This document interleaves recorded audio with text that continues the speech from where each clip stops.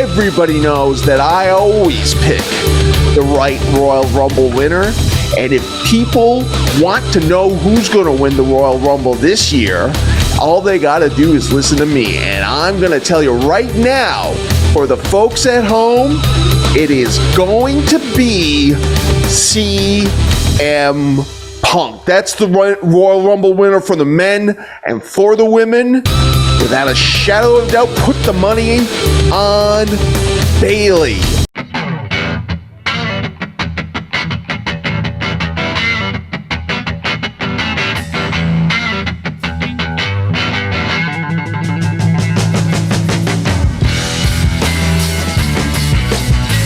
This is the BWF Wrestling Podcast. With your host and the leader of the BWF Nation, the King, Susan Little Babu, the undisputed BWF Champion, Aaron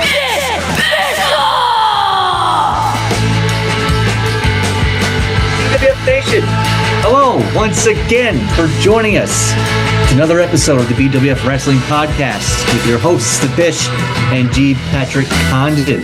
This week we have a lot to go over. Holy shit. We have the Vince scandal. We have the Netflix deal. We have WrestleMania rumors. We have the Royal Rumble coming up. I mean, it's just so much happening right now. And this week we are going to deep dive into Jerry Lawlor and Bret the Hitman Hart. Before you roll your eyes, this feud is a lot more interesting and it's fascinating. We'll get into it. Condon, how are you this week?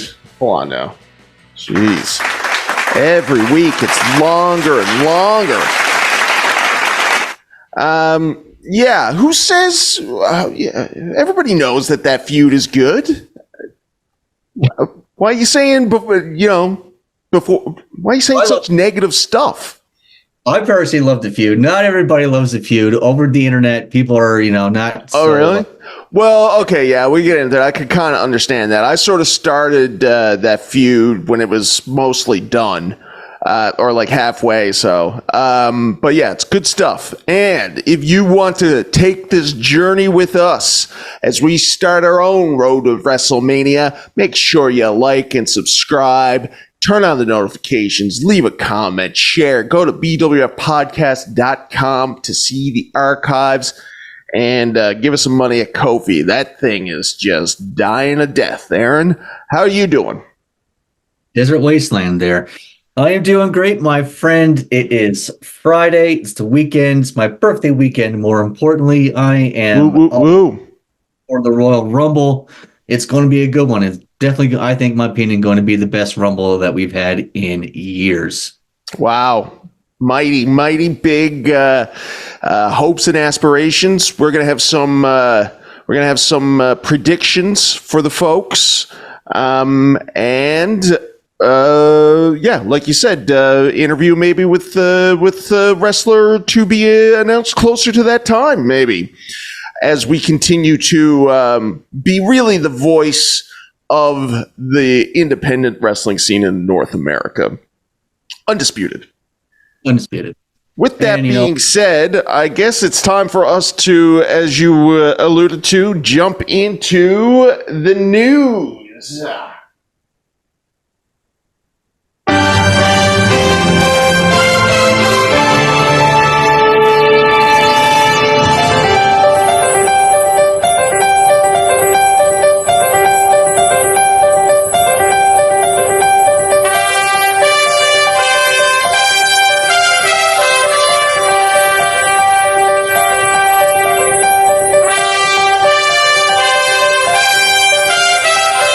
Let it go there for a bit longer. I've been hearing feedback that people just like to hear that song as long as possible. Yeah, absolutely. But as far as the news goes, I guess we should just start off with the number one news topic of the last 24 hours, which being that Vince McMahon is being sued for sex trafficking. Holy shit. The details are specific and they are obscene, but are they surprising? No, they're not surprising in the least bit. No. No one. So there you go. Yeah, but lots of details, lots of receipts, lots of specifics that, frankly, you don't really want to know, but you can't look away from. 70-year-old man, he's virile. I don't know what else to say about it. Have you looked up this lady that he is being sued by? Yes. Yeah, she looks so sweet and innocent, man. Like, it just makes you feel so bad for her. Like, oh my God. Like, it just goes to sorry, for anybody who doesn't know what's going on, I'll very briefly go over it. This poor lady was being used as an object for sex to get Brock Lesnar to re-sign with the WWE. She was being passed around between Johnny Laurinaitis and Vince McMahon in threesomes. And said threesome, or one of the said threesomes, Vince McMahon took a shit on her head and made her continue to pleasure Johnny Laurinaitis while he went into the shower, and then he came out of the shower and she still had to continue to gratify him.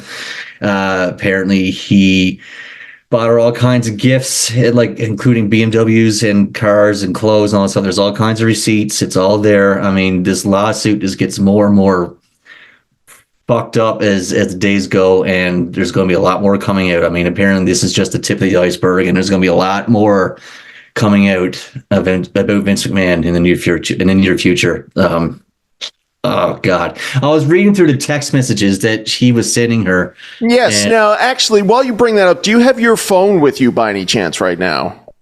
I do. Yeah, because I think that it might be good. Check your email, because I just sent you that, and I was thinking it might be good if you read out the text messages just to give people sort of a real understanding of what it is that this grandfather was texting to this sweet lady. And if you would indulge me, Bishop, could you do it in Vince McMahon impression, please? I don't know if we should be doing this. It seems like this is bad taste. It's not. Please. Not bad taste? No. Okay. I love it. That's you, Janet. You just can't get enough, can you?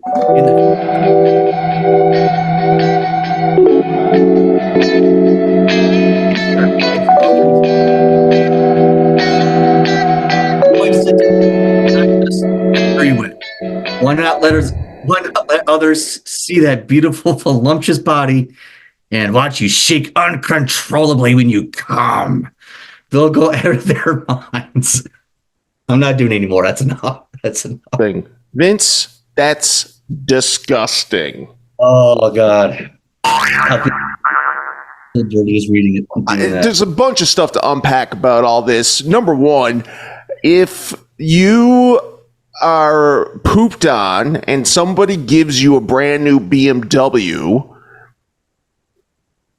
I think that's fair. That's a fair trade. Now, you could get into the sort of technicalities, which we don't know in this lawsuit. We don't know if Vince asked her if it was okay to poop on her before he did it. We don't know if she was okay with it.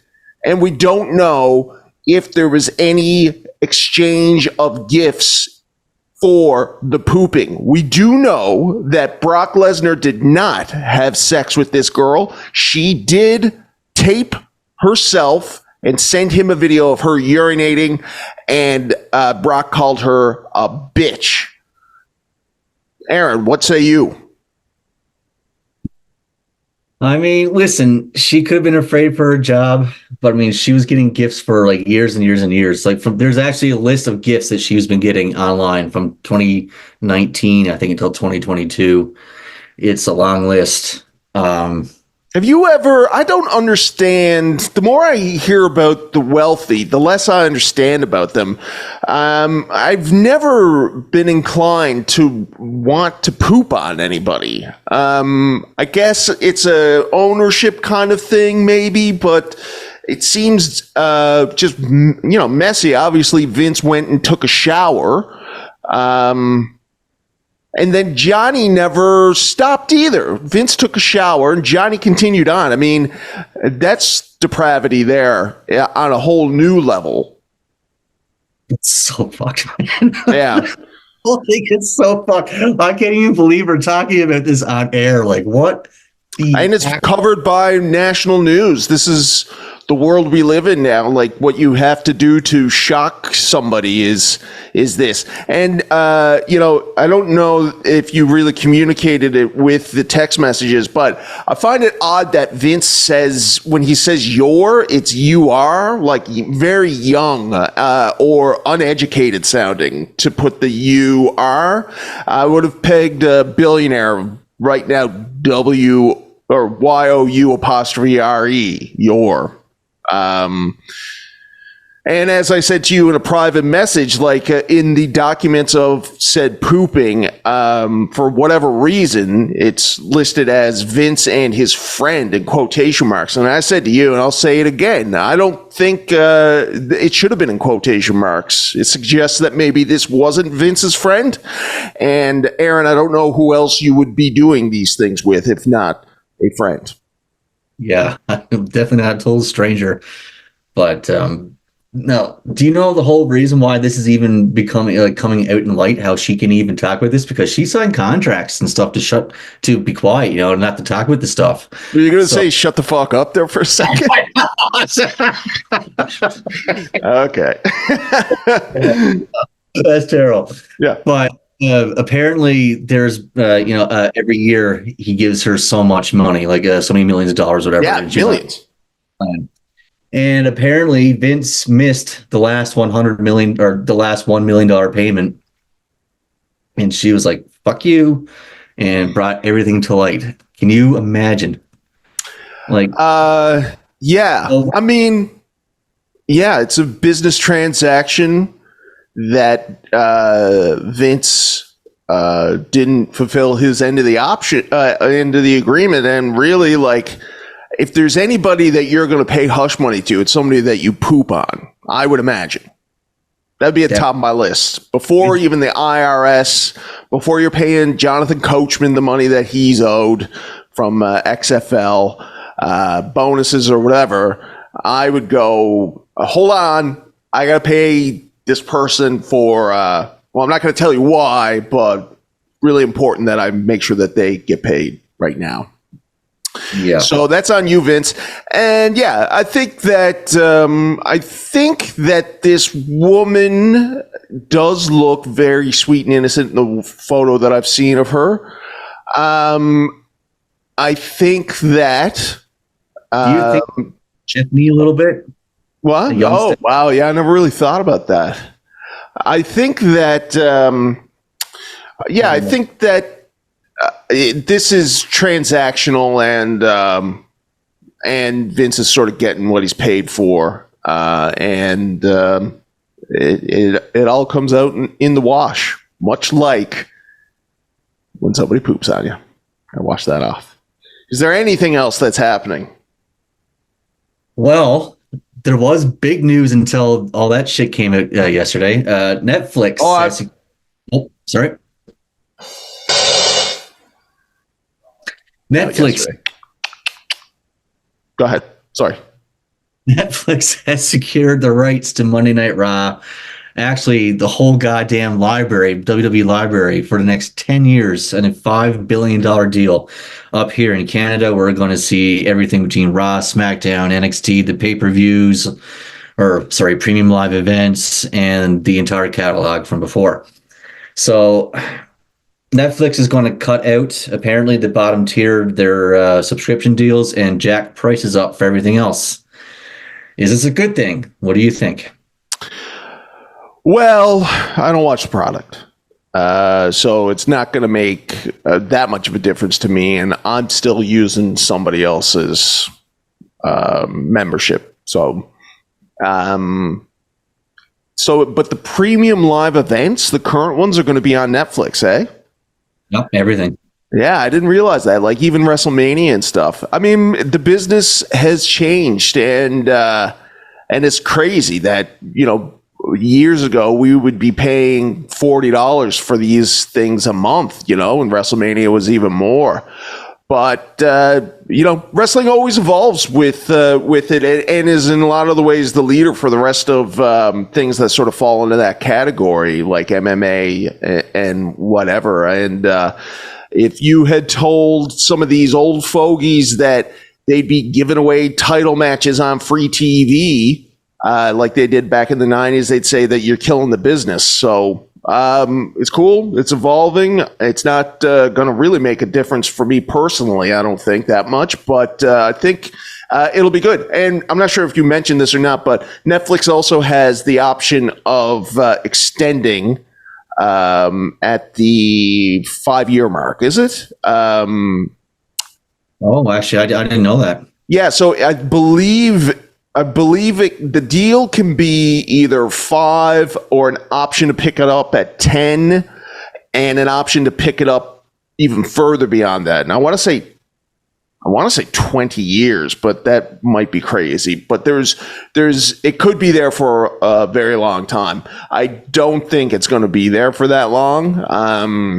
I think that Netflix is going to find out what everybody else finds out, which is that people are going to watch wrestling and then not watch anything else that's on there. So yeah, and I haven't really thought about it too much beyond that, if that's going to help a streaming service or not, like if they care, because maybe it won't even matter now, because with Netflix, I think their whole thing is just making sure you don't leave Netflix, whatever you're watching. And if you put all those libraries on there and it's all that content and these nerds like us are just watching the old stuff over and over again, maybe it'll be a good deal. I think it'll be good in the long run for us as fans and as Netflix. It's crazy to think that we cut cable, to get Netflix. Now Netflix has become cable almost. I know. Yeah. Next up in the news and rumors, what the fuck is going on with the main events at WrestleMania? Are we getting Roman Reigns and The Rock? Are we getting CM Punk and Cody Rhodes? Are we getting Gunther and Seth Rollins? Or is that all a load of bullshit? Condon, what's happening, brother? Who's winning the Rumble this week? Who's going to WrestleMania? What's happening? Well, our main thing last week was going over how much we had hoped Seth Rollins was hurt enough to not make it to WrestleMania, and I believe he is going to make it there, which we suspected might be the case. So I think CM Punk is going to win the Rumble this year, which we'll get more into in predictions. I think that Cody Rhodes' story has a long ways left to go, and we're just starting to explore it now. And there might even be a heel run in there before he eventually gets what he's looking for. And I think it'll be all that better, would have been, one thing for them to finish it up after his first year there. But I think that bringing in The Rock and the dynamics there, like, it goes beyond Roman Reigns, and it doesn't really make it never made that much sense. It didn't seem perfect for these stories that they were doing, that Cody was going to be the one to end Roman's reign. And even a year later, it doesn't seem like that makes as much sense as some other ways. So, so I think that you got CM Punk there, that there's a program between those two guys that could last for a long time. And I don't think we're in any rush.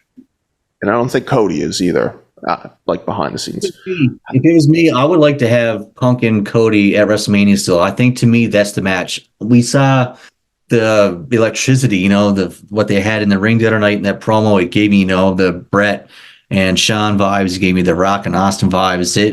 That's the match. That's the program here. I would have them go at WrestleMania. Winner goes on to face the champion at Backlash in France. But yeah, I agree. I think Cody is going to win the Chamber. I think Punk's going to win the Rumble. I think it's going to be Cody versus Reigns at WrestleMania. They might save Rock and Reigns for next year. And I think really, you don't think it's going to be Rock and Reigns this year? I get a feeling it's going to be wait until next year. I just got a sinking feeling in my gut. Just because The Rock said he wants to have a long build in the last interview, he said. So, I mean, if he wants a long build to have the greatest WrestleMania of all time, it's probably going to take a full year to build it. So, yeah, I think Cody loses again this year at WrestleMania, and I agree. I think there's a heel run in there. I think we're going to see heel Cody versus a face Punk, probably at SummerSlam. Yeah. Wow. Yeah. All of it very possible. A little disappointing. I kind of want to get this Rock thing done with. I don't think Rock has. I don't think Rock has a long storyline left in him. I think that he's not in ring shape, and he's not going to get he's not getting any younger. No. But that's selfishly too. I just want to see this match because we're going to be out there and it'd be cool to see Rock. But I'm sure he'll be kicking around anyways now that he's on the board of the thing. Yeah. It's crazy too, like that CM Punk and Cody Rhodes thing. There was no, as far as I remember, beyond Cody saying that he went and did everything that Punk said he was going to do, they didn't make any kind of references to AEW in any sort of way, did they? Well, yeah. I mean, oh God, if there's anything that is exposed to AEW, I think it's that Tony Khan had both of these guys and they did not feel as big as they at their most. Even CM Punk and Tony did everything for him. He got rid of the rating system, he gave him his own show. CM Punk did not feel as big as he does now, and it goes without saying that Cody wasn't who he is now. No, absolutely.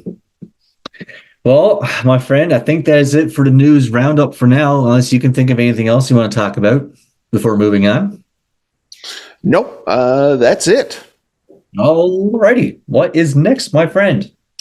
Well, I think we're going to throw to an interview now, which we could do, or do you want to do these Royal Rumble predictions? Because I think that's what the people want to see. Yeah, fuck it. Let's roll on with these predictions. All right, so we got the Royal Rumble coming up. This is all in play with what could be the final labor for Aaron Bishop, meaning that his belt is taken away from him if he doesn't do everything that he needs to do to win this week. And then he's got to win the week after. And it could be, yeah, there it is there. It could be a miracle run, but it would have to be a miracle. Aaron, the 2024 Royal Rumble. There you go. Not a lot of matches announced. Oh. We could probably run the whole system on this. Yeah, there's 4 matches announced, and not a lot of people announced either for either Royal Rumble. I'm looking at it here now. But let's do it. So we'll start off with Logan Paul versus Kevin Owens. Kevin Owens does not have a shot in fucking hell of winning this match. No. Yeah, so I got Logan Paul on this too. Then we got the Fatal 4-Way match. Now, before I jump to it, we could spend a little bit more time. So Logan has signed another extension, which I thought that he had already done before this, but he signed another one. And then they had this kind of cool thing where they got into a fight at the Performance Center. Yeah, I seen that there. And really cool way to get the PC people involved in an angle, get them some exposure on TV for a little bit, just to give them a taste of how things are produced and run in a backstage vignette kind of thing. Logan Paul and Kevin Owens, they were there working out together. Kevin Owens was leaving. Logan Paul said something. He threw something at Kevin Owens. They got into the ring and started brawling with the PC students having to separate Logan Paul and Kevin Owens. It was actually it was pretty good. I enjoyed it. Yeah, I think that that Kevin Owens would be a greater program at any other time of the year, but there really isn't anything that Logan Paul is so valuable to them with that championship and going around wearing it. And Kevin Owens, as good as he is, he ain't that guy currently. Speaking of which, we got a fatal 4-way of 3 not that guys against Roman Reigns. It's going to be a great match, but foregone conclusion. Yeah, it'll be all right. But I mean, foregone conclusion always kind of just takes the magic out of it a little bit. Roman Reigns, either by some screw job or whatever the fuck, Roman Reigns retains. Moving on. Yeah. I think that it's going to set up. Who do you see the program? I'd like to see AJ and LA Knight at WrestleMania. That might be a good program. They're both old TNA guys. I heard it was going to be Knight and Logan Paul. Oh, really? That's interesting. And have you heard anything about AJ Styles on your little message boards? He's going to turn heel, but besides that, isn't he already heel? Face right now, isn't he? Or is he? No, I think he turned heel right away. Oh, did he? Is he heel already? Okay, well, I think so. Oh, at least I was right. Yeah. Yep. That's good. And then Randy Orton. I don't know. Would they put Randy and AJ in a program again at Mania? Their last match was I remember their last match being one of the best of WrestleManias that year, but it was not a great WrestleMania. Right, yeah. Man, I have no idea. Fucking I don't know, man. I don't know where we're gonna go with this mid-card stuff. They have so many directions they could go. Honestly, right, yeah. Gunther is still around there too, because I don't think Gunther is going to be winning. I guess that would be a good transition into the men's Royal Rumble match. Who do you got for that? If it's not Punk, it's Gunther. Would Triple H go? Man, I just got a feeling Triple H is going to do. Man, I don't know. It's got to be Punk. Right? Right? If not him, then Cody. Everybody is like, this is the most unpredictable Royal Rumble ever, but it might not be those two guys, but it is very obvious that it would be one of those two guys, right? The other person that it could possibly be, mine, is Gunther. Yeah. Matt doesn't have a contract extension yet past Mania. So, well, see, and they were talking that Lesnar was going to show up, and I think that at one point, and I hope to God it would be the same thing, that it would be Gunther, and Lesnar at Mania. Today that Lesnar was pulled from the Rumble. Yeah, I know, right? So what's going to happen now? Bad timing in this Jezebel's lawsuit. Wait until after the premium live event, please. Next time. Yes, Jesus Christ, right? Think of us. Well, but, I mean, why didn't she announce this before the announcement of The Rock and all this kind of stuff with Netflix? I mean, I guess she didn't know that. She knew the Rumble was coming up. I don't know. Busy week, as you said. So, and I'm looking at the list here now. Of course, I'm just joking, by the way, everybody, just so they're on record. She's a victim. Vince McMahon is awful, and it's awful stuff. But if you can't deal with the humor in this thing, we're all just going to kill ourselves. You got to laugh at it. Laugh at the void. So I'm looking at the thoughts and prayers go out to her family. I hope that she is able to heal from this, and it's definitely worth $2 million. If somebody poops on you, without a doubt, would take that deal. And I have on here that there is only less than 15 wrestlers. And actually, you know what? Now that I think about it, I believe Vince started to groom her after finding out that her family died and she didn't have anybody else to turn to. And so there is no thoughts and prayers to go out to her family, but to the victim herself, thoughts and prayers. Only one SmackDown person announced so far. Aaron? Just one SmackDown. Who's that? Bobby Lashley. Everybody else is from Raw. Poor old Bobby. My pick for the biggest fade off in 2023. Women's Royal Rumble match. Aaron, we got a prediction. I'm going to go with Gunther in the Rumble just to So No, don't do it. Don't do it because I got a way around this. Don't you worry. I got a way around this. Pick who you want. Okay. Women's. So who you want on for the record? For a record? Yeah.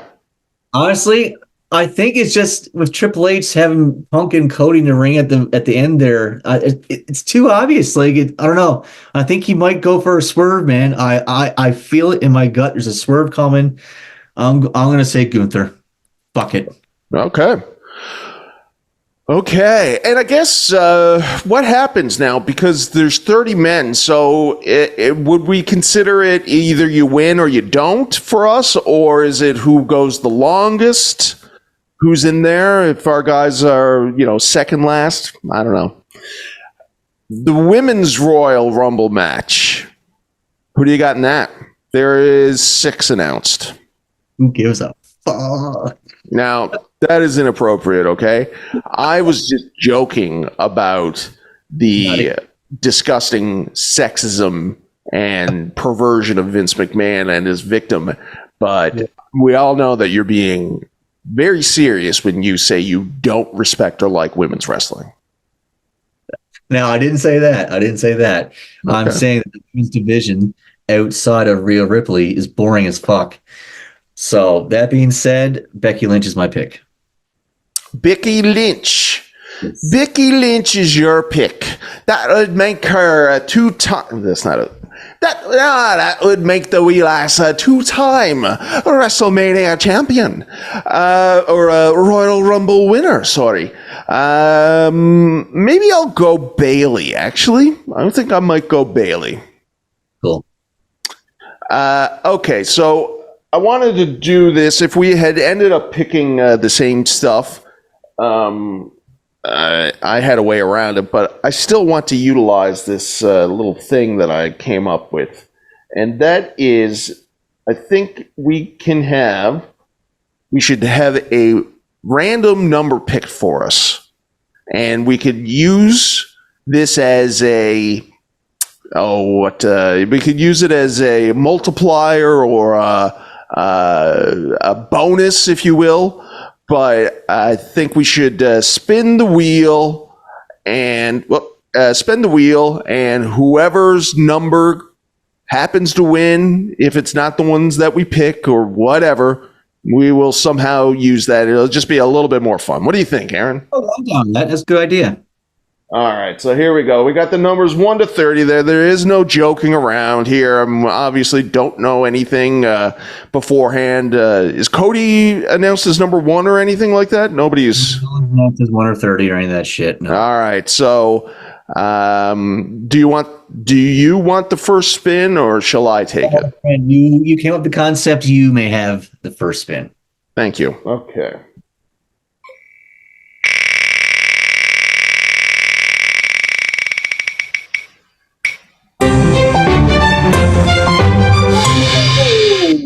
Son of a bitch! That's a great number. All right, 23 is my number. A lot of Royal Rumble 23. It could be. All right, I'll remove that number there, and here is your number, Mr. Bishop. I swear to God, number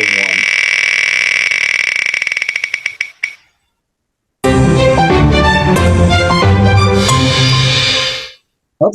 I'll take it. 23. So we'll see if any of those is you're a gambling man. You like gambling. I don't know what you would call that, but a multiplier or a bonus or a whatever. One of us happens to win it, then maybe you can block losing your belt if you lose overall, or something in your pocket like that, or future considerations. We'll see. I just thought this up before we went to air, okay? Seems like fun. Yeah. But I got to tell you, Aaron, and I know that you went with Gunther to be a good sport and drama for the show, and I think he'll do a good showing, but everybody knows that I always pick the right Royal Rumble winner, and if people want to know who's going to win the Royal Rumble this year, all they got to do is listen to me, and I'm going to tell you right now, for the folks at home, it is going to be CM Punk. That's the Royal Rumble winner for the men. And for the women, without a shadow of a doubt, put the money on Bayley. She's got a great bum, and thank God Vince didn't get to her. Aaron, what do we got next? Oh my goodness, what do we have next? Is it our interview? Are we going to throw that? Okay, yeah. So throw to the interview. We had great response from your stuff last week. People, they just love hearing you chit-chatting, Aaron. Chit-chatting with the Bish intro. I swear to God, man, I was laughing so hard the first time I watched that through. I had no idea it was coming. Yeah. Great stuff. Love it. But yeah, this week we have an interview with a familiar face around here, Andrew Anderson. He was on the podcast a few weeks ago with Kevin Sullivan. Andrew is currently down in Costa Rica, and he's going to be joining us at WrestleCon this year. And he's always a great chat. So here we are with another edition of Chit-Chatting with the Bish with Andrew Anderson.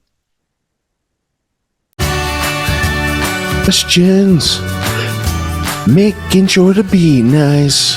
That's what you get when you're chit-chatting with the Bish. BWF Nation, joining us this week is a very special, familiar guest to the podcast. This week, we have movie stuntman and independent wrestler extraordinaire Andrew Anderson. Andrew, my friend, thank you again for joining us. What's going on, Aaron? How are you, man? No, I'm good, man. I'm good. How's Costa Rica treating you? It's beautiful. I mean, can't get any better. You know, look at this. I mean, I got a beautiful tropical climate, and I have the most beautiful woman on the planet sitting over there on her computer, working remotely from home. Hi. So the lovely Miss Karen, my manager / valet / fiance, and as a matter of fact, I got a coconut, not the one that hit Jimmy Snuka in the head, but I drank some fresh coconut milk before. Nice. Coconut water. Coconut water, yeah, there you go. Nice. So, but very good. So what's going on? Oh, this is it, man. I just wanted to bring you on. Just have a quick chat, nothing serious, but to say hello to the nation, let them know that we're going to be at WrestleCon in April. You're going to be down there with us as our guest. Also, Jason Knight is going to join us as well. ECW original Jason Knight. Yep, he's going to be there with us too. So we're going to have a blast, and we're going to turn WrestleCon at Philadelphia on its ear, right? That's right. We're going to be live streaming down there for everybody, bringing it right to their living room. We're going to have interviews. It's going to be a great time. And if you put that microphone in my hand, you never know what might happen, who we might get on the interview circuit with us. There you go. So stay tuned, everybody. So, my friend, Costa Rica, are you down there trying to bring wrestling down into Costa Rica? Because you're saying before we were on air that there's no wrestling down there, right? No, there's no wrestling. There's boxing, but wrestling is in parts of South America, like Central America. I know there's a wrestling company in Panama. There's some wrestling companies in South America, like in Brazil and stuff, but there's really nothing in Costa Rica. Mm-hmm. So it's not off the books. let's just put it that way. It's not off the books. So. Very good. How long are you down there for? Are you coming back anytime soon, or? I'm going to be here for about a month, and I'll be back home in February. I have to do the on February 17th the New England Fan Fest in Warwick, Rhode Island. When I do the New England Fan Fest with Kevin Sullivan, Dennis Rodman, and Sergeant Slaughter, Tony Atlas, a bunch of people. So, maybe I'll do a call-in for you guys over there. We'll do something quick with a couple of people. So get some people on the video screen with you. The time difference is going to be a little crazy, but hopefully you can do it because it's on a Saturday afternoon. Yeah, no, we'll make it work. Absolutely. Have you ever met Dennis Rodman before? Yes. I met him twice. I met him at the big event in New York, and I met him somewhere else. I forgot where it was. I think I was with the Nasty Boys when I met him. I think I met him somewhere in Florida. I met him in LA right around the time the shooting of The Wrestler. Okay. I met him in LA right around the shooting of The Wrestler. That's when I met him. I met Charles Barkley, I think, with the Nasty Boys. So nice. So for anybody who doesn't know it, our friend here, Andrew Anderson, was a stuntman in the movie The Wrestler. So if you haven't checked that movie out, do so. He's in it. It's great. Actually, honestly, I was a trainer for the movie The Wrestler, but I portrayed myself in the movie. I played myself in the movie. Yeah, I played myself in the movie. That was one of the movies I did. I was a stuntman in a lot of TV series and Gotham, and then eventually became one of the Gotham villains, one of the demons of Gotham with the biker demons. And so I did a lot of stunts over the years, but mostly it's SAG-AFTRA, acting and Screen Actors Guild. And just now, the latest project I'm tagged with is Daredevil. So Daredevil Reborn. So from awesome. Disney streaming. Yeah. Well, that's good. Gotham was one of my guilty pleasures. I really did like that show. I watched every episode, so it's really Bro, cool. They made me look like Johnny Bravo on that show. My hair was sticking up 10 feet high, and they had me. At that point, I was powerlifting and I was close to 300 pounds. So they had me do like 40 bumps. No, actually, I'm lying. 52 bumps on a concrete floor inside an old car garage that was being used as a chop shop. And Selena and Tabitha. So Tabitha shot me, and Selena used the whip to pull the sawed-off shotgun out of my hand. Now they had me do these bumps. I took 49 bumps, leaving my feet, landing on nothing but a thin 2-inch pad underneath my leather jacket, which was why I looked even bigger in the jacket. I look actually heavy in the jacket because there was a 2-inch pad in the back, foam pad under the biker jacket, because I was taking bumps with that thing onto the concrete, and the collar was filled with foam to protect my neck. So I took 49 bumps. One of the bumps I was about to take, they scrapped it. That was 50. Number 51 and 52, they wound up using one of those, which was not even a bump, which was me getting the shotgun pulled out of my hand by the whip. Okay. And the shot fired into my chest, me bouncing off the side of a 57 Chevy and sliding down like that. And I was like, at that point, I was like, are you fucking kidding me? I just freaking killed my body, freaking take after take after take, and the whole thing was this, that it was the whip used by Catwoman, Selena, was being used to whip the sawed-off shotgun out of my hand. Okay. Now, there was no whip. It was, she made it look like she was using a whip, but the rest of it was CGI'd. So I would have to somehow throw the shotgun and to make it look like it was being pulled out of my hand. And at the same time, when the shots were fired, boom, boom, I had to take the big bump. So there was a problem because no matter how we tried to do it, it looked like I was throwing the shotgun away. So they finally tied a piece of fishing wire and pulled it out of my hand at like 10 takes. So, which wound up working good for the final shoots. But I always say Gotham took at least 5 years off my life, with those bumps, man. That was brutal, man. That was worse. Oh, I landed on softer rings and softer sidewalks than that. Oh my God. Brutal.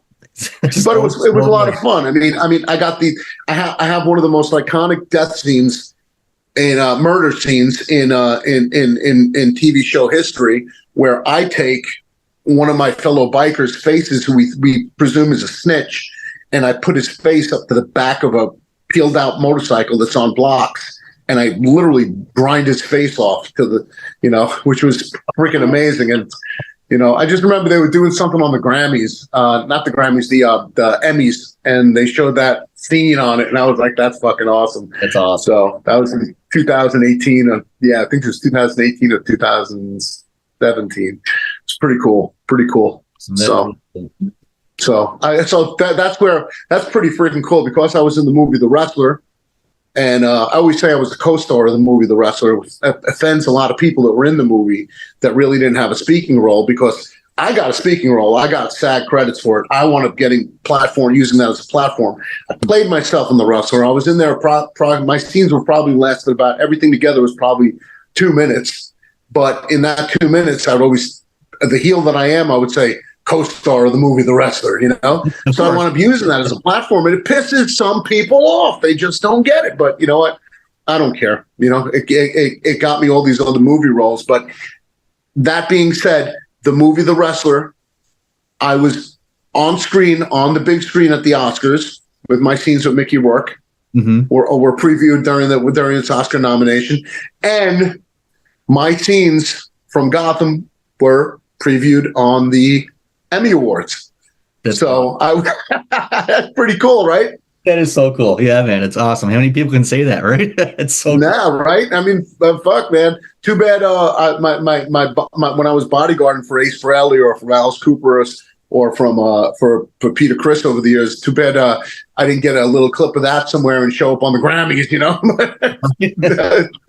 But your life is so interesting. Like you just mentioned that you've been a bodyguard for rock stars. You hunt down people and give them subpoenas. I mean, you pretty much have done it all. Like you've seen it all, done it all. Yeah. I cannot wait to see you at WrestleCon and just like be able to pick your brain and talk to you some more and hear some of these stories, because I can only imagine what you see. Wait, listen, I gotta tell you a funny story. So yeah. I have to serve this woman in Newark, New Jersey, the worst part, right in the middle of the hood. And it was late June. It was 96 degrees outside. I'm banging on this woman's door. It was for this kid, her son. I didn't know it was a kid. I know the name. I don't read the case or anything. You know, I go with the cover sheet and I find out where they're at, and I track them down to their address, and I'm knocking on the door, and this old woman comes out and she looks out the window and she goes, Who there? And I said, I'm serving I have a summons. Yes, this was just a civil summons. I said, I have a civil summons for so-and-so. She says, he's been dead for 6 years. Who's suing my boy? Well, I said, well, you can come down and pick it up. She said, hold on, I'll be right there. 3 seconds later, a freaking bucket of fucking dirty, soapy water comes flying out the window right on me, you know? And I just got out of the way. Somehow I knew something was up. I stepped out of the way. The water hit. It smelled like ammonia. It was definitely mop water. And I was like, ma'am, I said, don't hate the messenger, you know. I mean, this is my daytime gig, you know what I'm saying? I didn't want to tell her at nighttime to run around in my underwear, you know what I'm saying? Body slamming people, but you know. Right. Oh my goodness. Our good friend Kevin Sullivan, I noticed. Excuse me. I noticed that he's been on the Hannibal YouTube channel lately, doing his own podcast over there, and it's great insight. If anybody hasn't seen it, go check it out. I mean, he's talking about Starrcade and all kinds of goodies from back in the day. Are you guys going to be coming back on the BWF Wrestling Podcast anytime soon? Absolutely. We're making a plan of it. We have to finish part 2 where Kevin actually has some video to go with the audio. Yeah, you know, right. We had a little glitch at that time. Yeah. So, you know, but Kevin's going to yell at me tomorrow because I haven't talked to him since I landed in Costa Rica, and he is like, where are you? Where are you?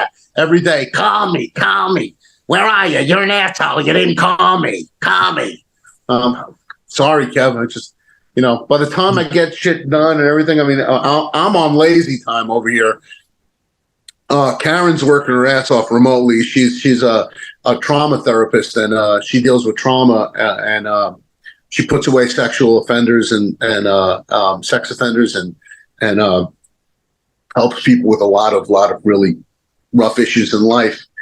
So, I mean, she's actually the superhero. I just dress as one. You know? So, absolutely. Thank you so much, Karen, for all the work you do, man. Like, there's people like you. The world needs more people like you, honestly. Listen, she's great. She's amazing. I mean, she's amazing at what she does. She's helped a lot of people. We're actually here in Costa Rica because she has her house down here, and we're also she's doing the training for her, just for her expanding her what would you say it is? Expanding your credentials or whatever it is, with the training. Yeah, I gotta keep my certification. She got to keep her certification up for trauma, so she's up here with one of the big wigs in trauma in the world that she's down here with, and she's going to be doing seminars and stuff with him like that over here in training sessions. So, which is pretty cool, you know. So, but it's beautiful down here, man. We've been walking the beach every night, looking at the sunsets, hanging out, you know. I mean, nothing fancy. It's simple life, you know what I'm saying? We make dinner at home. I mean, we're not here. It's not a vacation, you know what I'm saying? We're not out here partying every night, you know what I'm saying? Right. It's our home, so we're cooking and hanging out, and I'm getting bitten up by mosquitoes and trying to avoid pizzotes, which are like these like raccoon creatures that third possum, one-third raccoon, one-third monkey. Cause I don't know what the fuck they are. I was cleaning the front. I was sweeping our patio, and all of a sudden this thing came out in September with these fucking teeth. Came up like this and came down like that, and it had a snout like a possum, but it didn't look like any possum I ever saw. And the thing made these noises going, and I shit myself. I shit myself, man. Give me Abdullah the Butcher with a fork and a fucking goddamn turkey baster any day. You know, hell no. You know, that thing looked like it freaking would have took my hand off. And then we're down on the beach, and I posted on Facebook a sign that said, danger, no swimming in the estuary, crocodiles and everything. And we go to dinner with one of our friends' house, and we're sitting there and we're talking, and the guy's a fisherman, and he says, yeah, at the marina, he goes, guy was line fishing and got killed by a 14 foot crocodile. He sends me the video.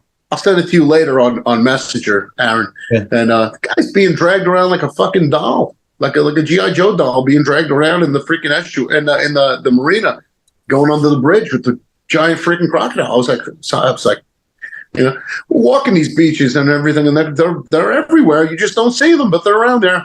We've seen a 6-footer in off the estuary in late September. I was throwing sticks to try to rile them up because, you know me, again, I can't just let anything be, you know. So, but it was pretty scary. It's scary because, I mean, those things are prehistoric, dude. Yeah, for sure. Yeah, please be careful. My goodness. So yeah, you gotta. Yeah, you got to. Before I let you go, I want to take up too much of your time tonight. I know you're down, you know, enjoying the night in Costa Rica. But before we go, speaking of Hannibal, I know that me and you, we were talking on the phone a month or so ago, and you mentioned the Spike story with Hannibal.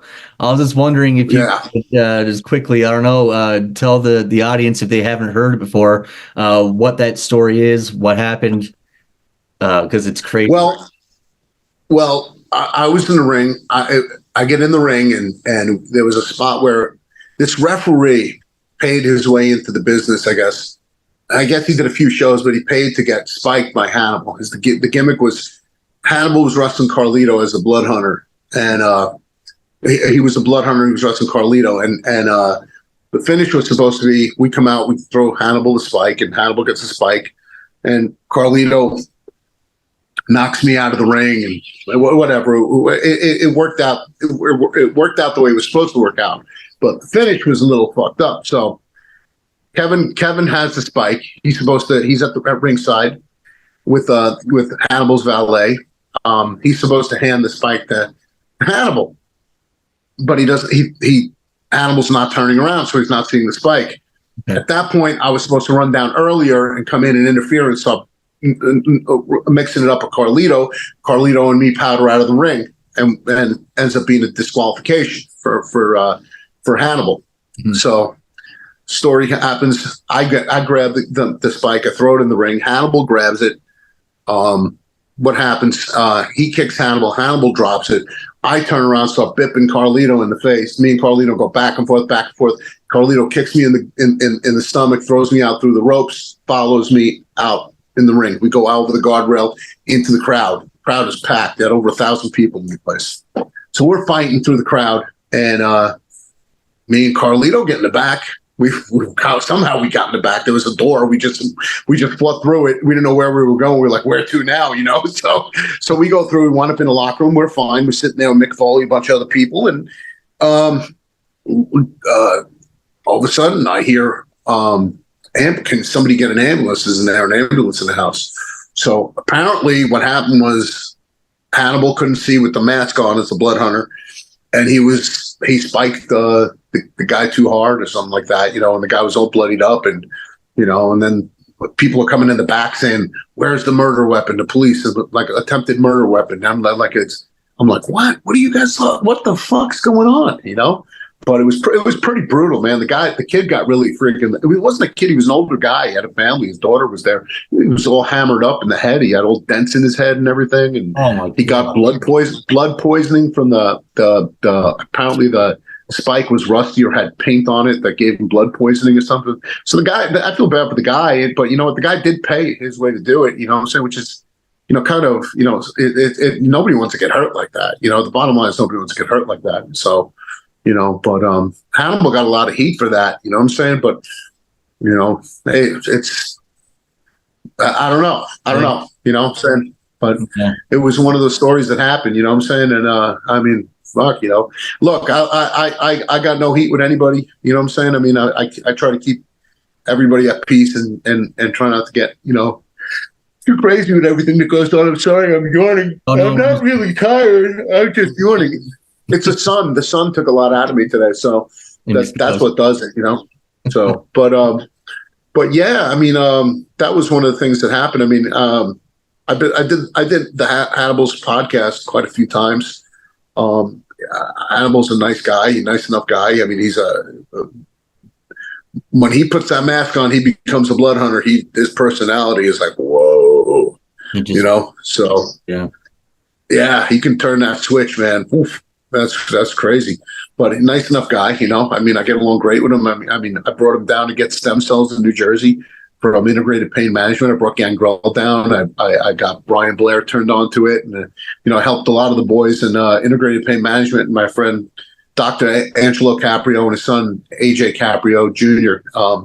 They've done amazing things for a lot of the boys. Hannibal was also one of them. He had a torn bicep, and they pretty much helped him fix that and helped Gangrel's back, getting him back on his feet. Brian Blair had some major back surgeries, so they helped him a lot. Wesley Walker from the New York Jets. Enzo comes down. Enzo More comes down. Eric comes down for transfusions and stuff like that with stem cells and vitamin transfusions, which is pretty cool. We all do that, and that's in New Jersey. And they'll be Integrated Pain Management is going to be at WrestleCon also, so they'll be down there. So. Yeah, so there's a lot of things that I'm involved with, which are pretty cool, which might transcend wrestling, So I mean, I can't wrestle forever. I am 56 years old, Geez, no, you're not, are you? You don't look a day over, my friend. Holy fuck! Thank you. I mean, I appreciate that. I got a beautiful fiance that keeps me young. I mean, so. My girl's a knockout, my girl is red hot. Your gal ain't diddly squat. So awesome. That's awesome. But it's in all honesty, I mean, look, we all have our shit, and I've been going through my own, in a lot of aspects, and I'm sure you've read some of the stuff that's been going on. A lot of bullshit goes on, but what I'm saying? I mean, you can't stop what people want to write about you and the bullshit that people want to put out there. What I'm saying? They want to put out bad karma, but you just try to, keep. It's hard to keep a positive outlook when people bash you. What I'm saying? Nobody likes to hear bad shit, especially lies and shit that's not true. So, exactly. But and you know what? One day at WrestleCon, if you want to dress all that, we can get all. Yeah, we'll either do it at WrestleCon or we'll do it on the podcast with you again. You know what I'm saying?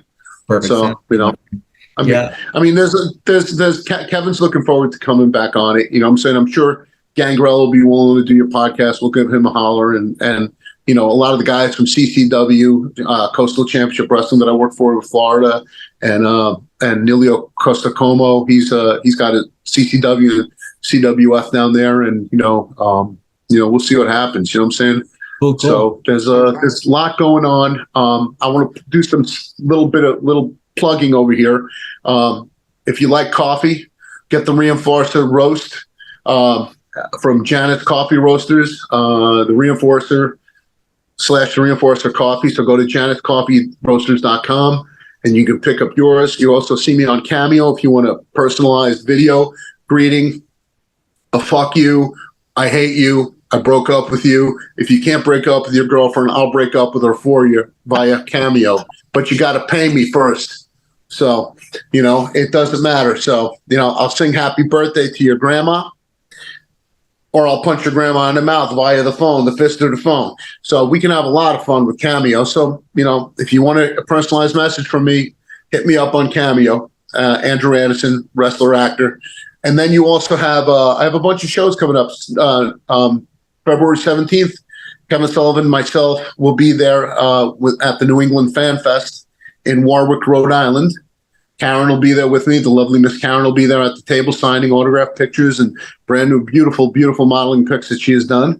Also, we have coming up February 25th for Battlefield Championship Wrestling out of Pennsylvania. I'll be there with for Alpha Juniors Company. I'll be working for them Sunday, February 25th. Then I also have, I want to say, I think March 24th at the March 24th, the American Dream Mall in Secaucus, New Jersey, or is it Rutherford, New Jersey? I'm not sure which one is. I think it's Secaucus, New Jersey. The American Dream Mall, one of the biggest malls in the world. It's got its amusement parks. It's got a water park in there, an amusement park with a roller coaster. It's got all these different stores, and it has an aquarium in there and everything. But wrestling will be there for the very first time for American Coliseum Wrestling. So I'm going to be there with that in a dog collar match against the Barbarian Usurper. So who blindsided me December 10th in Avastron, New York. So I'm following that one up there. And then I have a few more shows. March 2nd, I am in Delaware, Houston, Delaware, at the Houston, Delaware Fire Company for 1CW, a company I worked for many years, and I'm coming back after being away for many years. So I'm going to be there, and that's on March 2nd. So we got a lot of stuff coming up, and of course, Chiller Theater's coming up at the end of April. So go to chillertheater.com, and you can see me there. I'll be there signing autographs at that. And let's see, what else? There's so many different things coming up, and I can't remember everything off the top of my head. Karen has my book with her somewhere, but I can't. I'm doing pretty good, aren't I, babe? I'm shocked. You're doing amazing, man. You're doing amazing. I can't remember what I ate this morning, but I remembered all that shit. How's that? No, that's awesome, man. That's awesome. Tell Karen, have a good night. Thank you again. Speaking of Karen, though, I also want to get a story from her down the road too, because you said that she helped put away Bill Cosby, and that's a whole other thing that I want to. Yeah, she actually helped. She was one of the people who assessed him as a sexual predator. Right. So yep. That's crazy. So I want to dig into that. There's so much I want to dig in with you, man. She's going to be actually at a training in Jamaica when we're at WrestleCon. So she's not going to be there, but we can do it. We can have her on one of the podcasts when me and Kevin come on. She can come on and give you a little bit of her story and how she got involved, how we met and everything. And look at this. Not many girls can say that they learned how to do high cross bodies off the top rope from Jay Lethal. So Lethal, wow, nice. Jay was there when she came in to do some training, and we teach her some managerial spots. And she's an athlete. She's an athlete. She's a quick learner, and she gets it. And really, really cool. Really cool. That's awesome. I told you the spot with the prosthetic leg. Did I tell you that one? I don't think you did. Okay, I'm gonna run. You got a minute? I'm gonna do it. Yeah, we got. Tell you, we did a spot where I shit can my opponent, and I shit can myself out of the ring. My opponent follows me. He slams my head into the ring steps. He turns around. Karen grabs a cane from an old woman in the front row. Just grabs a cane out of her. Goes to hit my opponent. He turns around. She stops. He pulls the cane out of her hand. Okay. Yeah. He's waving the cane at her, and I'm thinking to myself, oh, please don't hit her. She's not a worker. You know what I'm saying? Not yet, anyway. So while he does that, I look over, and my eyes went like this. There was a guy in a wheelchair with a prosthetic leg. Oh, no. I popped the button on the prosthetic leg, pulled it off, and proceeded to bash my opponent across the freaking back of the head, in the back of his head with it, hitting him with the sneaker part, popping him in the head till he had sneaker treads on his forehead. You know, threw him back in the ring and went to the guy, back over to the guy and very politely said, "Thank you very much, sir." That's awesome. So that was in Pennsylvania for Jack Molson's company. That was December 9th or 10th for Jack Molson's company. He's got a budding company out there too in Pennsylvania. He had a pretty good crowd. So, but there's a lot of companies that I'm working for and a lot of great talent out there. And I like working with a lot of the younger guys and meeting them and, and trying to slow them down and teaching them how to do it, the old fart way. You know what I'm saying? Right. Which is why I'm my age and still doing it, because I don't do fucking too many suicide dives. I've never done a suicide dive in my life. Why would you? Why would you? Yeah. Why? Why? So, I'm trying to stay alive, not commit suicide. Exactly. It's called wrestling, not fucking Cirque du Soleil. But anyway, exactly. Them kids, you know what I'm saying? Them kids. Them kids. So, kids, yeah. Them kids. So, but. Oh my, Andrew, my friend, thank you so much for taking the time tonight. I can't believe it's almost been 45 minutes. I was only expecting 15, but hey, man, time flies when you're having fun. Listen, you guys have been very good to me, and I appreciate it. And I'm having a good time with you guys. So thank you so much for everything you do, Aaron. Message me tomorrow and let me know how you like the podcast. Absolutely. All right? Brother, all right, pal. Everybody, you're watching the BWF podcast right out of Canada. I'm coming here from Costa Rica. I'm in your home right now. Just remember, watch the BWF podcast, because if you don't, Aaron's going to come to your house and punch your mama in the mouth. That's right.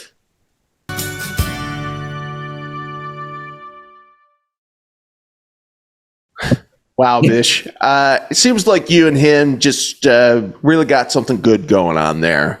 You guys are buddies behind the scenes too, hey? How often you guys chatting? Almost on a daily basis now, it seems. It's crazy. Wow. Should I be jealous, or what's going on here? Be jelly. Okay, I'm a little jealous.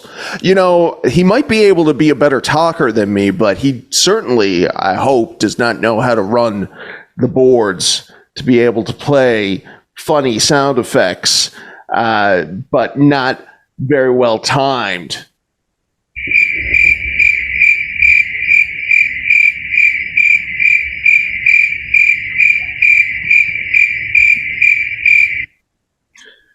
Let's see you do that, Andrew.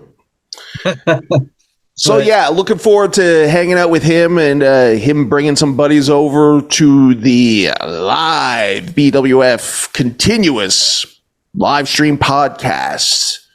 Oh, Aaron, what are we going to do there? I mean, we get up to enough trouble when we're not together. It's true, man. We haven't seen each other in a while. It's going to be great. Fuck, we haven't seen each other since May of 2022, Double or Nothing in Vegas. That's right. COVID happened. Lots of stuff happened.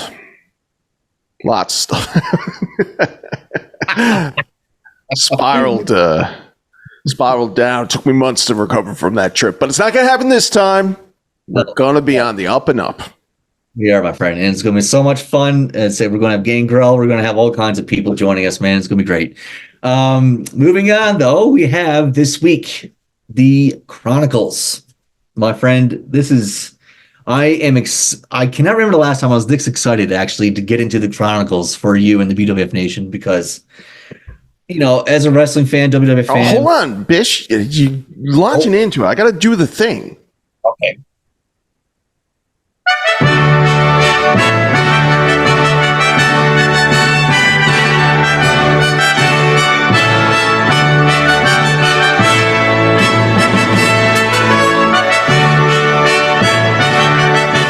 I was just thinking, I gotta watch my mouth around you now, because I do not want to be replaced by this Andrew Anderson. So please, that's a hell of a nice shirt you got there too. It's crisp and white. Yes, a good friend of mine gave it to me. You're damn right. Thank you, brother. So, don't mention it, my pleasure. I love you very much. Thank you for everything.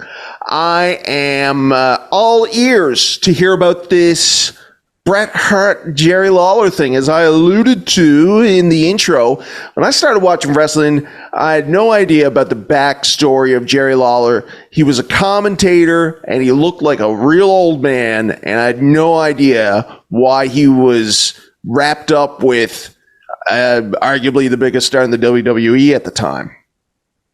Yeah, I don't know. He made a deal with Vince. Vince really wanted him on the WWF team, so he made a deal to come over and sign with the company. In that deal, apparently, I didn't even know this, but he got WWF people to go down to Memphis to his own promotion, USWA, and have some cross promotion matches going on down there. I had no idea. Like, I did know that The Undertaker was down there at some point to wrestle Kane before he became Kane, and stuff like that. But I had no idea how deep it went and how intertwined the Jerry Lawler Bret Hart story from the WWF 1993 was transitioning over into USWA at the same time. This is fascinating shit. I think it's the only time that I can recall where two promotions doing the same storyline, intertwining it with Bret and Owen being face in one company and they're the heels down in Memphis. So they switch roles. It's great stuff. I can't wait to show it to you. That's cool. I remember, and I'm not sure if I saw it, but this was also Vince was on the TV down there a little bit, and it was the beginnings of the Mr. McMahon thing because he was also a heel. Dude, I started going down a rabbit hole. We'll have to dive into it some other time, but there's Vince McMahon, interviewing Jerry Lawler, talking about Tommy Rich and Bill Dundee and like all this stuff, and like Vince just making fun of the Memphis crowd. I mean, like it's mind-boggling. It's as a wrestling historian, thing. It's crazy. Like it's so different from the Vince McMahon that you see on TV at the time as the very commentator, the Vince McMahon commentator. Yeah. And it's like you said, it's the beginning of the Mr. McMahon character years beforehand, and it's, pardon the French, fucking fascinating. There you go. Okay, so that's what's going down on Memphis TV, and cool thing, and something that I wasn't aware of, and I think that if you were probably like a kid like us, you would not be aware that this was going on in Memphis, which would, I guess, be the point, right? Because they don't want to show Bret as being, or Vince being anything other than squeaky clean. So we're in 1993, and to set the table here, we are after WrestleMania 9. Bret has lost his championship to Yokozuna. He is supposed to be on track to take on Terry Bollea, Hulk Hogan at SummerSlam to win that title back. Not happening. Terry's leaving. Vince says, okay, Bret, I can't give you a world title shot with Terry, but I can take a shit on your back. How about that? No, he says, I will bring back the King of the Ring, and you're going to be the King of the Ring. And Bret has, and I don't, stop me if I'm stepping on your talking points, but Bret has a great night in terms of putting together three completely different matches with three completely different ideas and psychology, and a really great way of showing what it means to be the King of the Ring, really. This might be Bret Hart's greatest night as a WWF superstar, besides WrestleMania 10 when he won the title. He has, as you said, three completely different matches, and they're all classics in their own way. Especially the one against Mr. Perfect. I mean, we can watch that over and over and over again. Just a masterclass by Bret the Hitman Hart, and just showing you why he's the best in the world at this point. But no, he was supposed to win the title back from Hogan. You're right. But then Hogan didn't want to do the job to Bret, didn't think that Bret was in Hogan's league. So Hogan decided to job the title back to Yokozuna in a shit job, screw job finish, and then go off to WCW. So yeah, and it was a awful match with a nonsensical finish. Nobody looks good, but Terry doesn't care. Meanwhile, Bret's out here beating up our boy Razor, beating up Mr. Perfect, and finishing with Bam Bam Bigelow. And right there, apparently Bam Bam Bigelow farted. That's a true story. I was going to say it, and I mean, what an appropriate week for us to bring up that people are farting in each other's faces, hey? Oh yeah, so, Bret said. So here we go, Bret. Yep, Bret's got his scepter. He's got his crown. He's about to have his coronation speech here, and Jerry the King Lawler will interrupt him. So is Jerry in the company at all at this point? Yes. And he is commentating at this point, or? Commentating, yeah. I mean, he looks like he's 50 years old here, but he's probably in his what? How old is he, I wonder? Like, probably in his he's probably around our age, is he? No. Honestly, yeah, late 30s, early 40s, yeah. Yeah. What's he saying to Bret over here anyway? He's probably just talking about him being the king, isn't he? That would be my guess.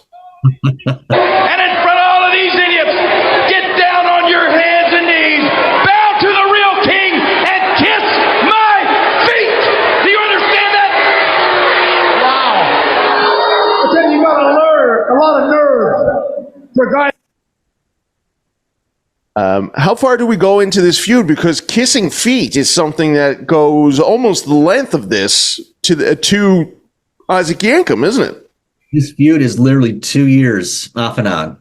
Exactly. And it's cool, and we'll get into it, so I won't bring it up too much now, but it's cool how it's not the main focus, but it is always there, right? It's always there, yeah. Even when Lawler, we'll talk about it more, but when he comes back in 24, he's on commentary. Even he's not feuding with Bret. He's always picking on Bret and picking on Stu and Helen the whole time. Yeah. Very hilarious stuff that he says about Stu and Helen. And there he is. So he beats him up, and when you know it, SummerSlam 93 is just around the corner, and we got the match that everybody thinks is going to be, I guess, a great one, Bret versus Jerry. But before we get there, I guess we're going to see some of this Memphis stuff? Cause of the little incident that happened at the WWF's King of the Ring tournament. Well, let me give you a little bit of a history lesson about Bret Hart. A few months ago, the WWF stormed into Memphis, Tennessee, and Bret Hart got confronted by Jeff Jarrett. Jeff went down to the matches at Memphis at the Pyramid and just basically issued a challenge. And Bret Hart said, "Oh, sure, Mr. Jarrett. I'll be glad to defend the title against you. Just some other time. Just give me a call. I'll get back with you." Jay. And he is a babyface down here while doing this stuff up in... No, because we found out then that he was not a man of his word. And then I told everybody in the WWF, I said, look, what are you having a King of the Ring tournament for when there's already only one King of Wrestling? I told them all that. I warned them. And then... I mean, when he talks like that, it's very reasonable. And that's exactly what happened. Now, Bret the Hitman Hart won the tournament, and I showed him who the real king was. Everywhere I go, people come up to me and say, "Hey, King, when are we going to see the old king? When are we going to see the guy that we started calling the king around this area?" Well, the old king is back, and Bret the Hitman Hart knows it. I don't go around calling myself Macho Man Jerry Lawler. I don't go around calling myself Hitman Jerry Lawler. I don't go around calling myself Superstar Jerry Lawler. So yeah, I resent it when somebody tries to call themselves the king. Well, now I think Bret the Hitman Hart knows who the real king is, just like everybody around the USWA has always known. I am the king and will always be. Yeah, completely understandable. I mean, but then you see him at... They cut to him just throwing a chair at the guy. It's like, yeah, you know, I mean, I warned him. I said, you know, I'm the king. Don't take my gimmick. I mean, it makes sense. Yeah. And so now we see Bret's retort. Yeah. Well, this Monday night when I come to Memphis, I'm going to settle a few scores. One of them is with Jerry, the so-called King Lawlor. Here's the guy on national TV that's had the nerve and the gall to walk out and just declare himself the king. Well, I got a little dispute with that. I'm the king. I earned it. I did it. And Jerry Lawlor and all you Southern people in Memphis are going to find out the hard way that the Hitman, the excellence of execution, is everything he says he is. I am the best there is, the best there was, and the best there... Yeah, Bret sort of has his sort of endpoints always of like, if he's floundering, it's like excellence of execution and whatever. Yeah. Pretty good. He's not a great baby face there. I don't know what I'm doing here. Bret's supposed to be the heel here. Yeah, sorry, my bad. I'm confused why my screen is all of a sudden really dark. Yeah, it's almost black. Yeah, I don't know what I did there. Anyways, sorry. So yeah, he's not a great heel. He will go on to be a better one when he is doing his thing in '97. I don't want to play too much of it because I don't want copyright stuff happening. But does he get into Memphis people are stupid and all that kind of stuff? He does actually. Yeah, he makes fun of them. He has the Southern Hall going on. Yeah. Cool. And then what do we got coming up? So this is all happening on Memphis. What's going on? Do we know what's going on WWE TV while they're getting ready for SummerSlam? The SummerSlam? Yeah. So this is a match here where if you skip ahead, I think to the 5-minute mark, we're going to start hearing Jerry Lawlor taunting Stu and Helen Hart, who are up. Brothers and sisters, is that right? Look at Mr. Hart here. I guess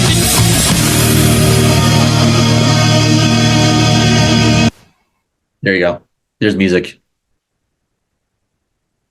you used to not take no for an answer. Now you're at the age where you won't take yes for an answer, aren't you? You're the self of 12. How many does your mother have? None. Oh, you had 12 kids. So Bret's got 11 brothers and sisters. Is that right? Look at Mr. Hart here. I guess you used to not take no for an answer. Now you're at the age where you won't take yes for an answer, aren't you? You're the self-appointed king of the ring, eh? The what? Self-appointed king of the ring. Anybody understand what he's saying? I got a clue. Why don't you put your false teeth in backward and eat yourself to death? We apologize, now listen, folks. I want to ask you a little bit about that boy of yours. See the one laying flat on his back down there? I love Jerry Lawlor looking back at it now. I hated him at the time. Like, he was such a piece of shit. Honestly, but man, looking back on it now, he's great. He's great. Yeah, it's funny to say that stuff directly to their face like that. So he starts insulting Stu and Helen, and oh my God, wow, we're not even close to the SummerSlam. I'm just reading it up here now. So yeah, no, not even close. Yeah, so wow, so this is all. So SummerSlam, King of the Ring is still in June. SummerSlam is in August. So this is all happening in the summer months. Wow. Period. Yeah. What we have coming up next is a heel promo from Bret and Owen Hart. Oh, sorry. Hold on. Okay. It's a very quick one. I just find it really interesting to see the Harts, as heels together doing a heel promo. It's great stuff. You were 100% right. You were exactly right when you told me what kind of welcome I was going to get in Memphis. They talk about Graceland. Well, it's just Graceland. That's what it was. Because last time I was in Memphis, you know that scumball Jerry Lawlor? He didn't have the guts to try to take me on by himself. He had to have everybody he knew, his brothers, his uncles, his friends, his neighbors, and his pitiful fans, all there backing him up, running in and involve himself in my match. That's why, Owen, You put the nail on the head. You hit it right on the head. Jerry Lawlor, you are a gutless coward, and you are going to pay for all the horrible things you said about my mother, all the things you said about my father. Classic wrestler promo stuff. I love it. Because things have changed. RESPECT, I don't feel any respect. Rocket, it's you and I. You know what you and I is? That's good grammar. They don't know anything about that in Memphis. Awful, Brett. Jerry Lawlor, you and your kin, your buddies, your mates, bring everybody you got. Bring them all down, because it's not going to make any difference. Because you're stepping in the ring with the best there is, the best there was, and the best there ever will be. Right, Rocket? That's right, Brett. You know what they're calling it? The mother of all matches. Jerry Lawlor, you can bring your buddy Jeff Jarrett. You guys can step in the square circle with the best there is, Bret the Hitman Hart and the Rocket. And I assure you people, there in Memphis, you guys are going down, Jerry Lawlor. I don't like what you did to my mother. I don't like what you did to my... This is, 7 or 8 months before Owen would actually turn heel at the Rumble in '94, right? Yeah. Be the mother of all matches, and mark my words, Jerry Lawlor, Jeff Jarrett, it's going to be one mother of a match when the Rocket and the Hitman put the boots to you guys in Memphis. If I was Vince and I saw that Owen promo, I'd be like, I'm giving the mic to the wrong guy here. And Vince is like, Bret's like, before E except after C, because you can't see me down in Memphis because you got no glasses. That's pretty spot on, actually. I mean, that's pretty much it, isn't it? And this leads to a cage match. Yes, this leads to a cage match. This would have a stipulation where if Lawlor were to lose the match, he would refund the money that he earned from the show to the fans. Wow, okay, that's a cool stipulation. So where is the cage? Okay, there it is, yeah. See, the people down in, they don't have the same, I mean, I hate to give Vince his due on this day of any day in particular, but you got to paint that thing blue if you don't have the lighting so people can see what's going on. Exactly. Because everybody knows the people down in Memphis can't see anything because they don't got their glasses. They don't got their glasses. That's good shit. That's good shit. Oh yeah. And so and Owen is out there too. So is there color in this match? Do they get bloody? No, but we get to see the Giant Gonzalez botch a finish. Nice. Okay. Yeah. All right. Yeah. Here we go. Oh man. Wow. Look at that. It actually looks. Oh, he's. Oh, is he? I thought that he was like wrenching back with. Is that what he's doing? Is that what he's doing? I think he's wrenching back on him. Oh. So did he mess it up then, or? Oh, I don't know. Maybe not. Still, it's interesting. Double J. Why is John Gonzalez there? Like, why is he even involved in this feud? It makes no sense. I don't know either. Ooh, that's nice. There you go. Beautiful. That's the very same pile driver that would change the course of wrestling a couple of years later. It's not funny. It's not funny here. It's great stuff. Get out of my ass.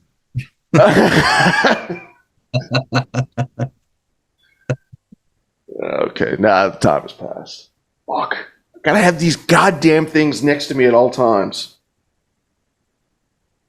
What things? Anyways. All right, so is Giant Gonzalez is in the Federation at this point too, or no? He is? Yeah. He's got that bodysuit on. Yeah, he's in the Federation.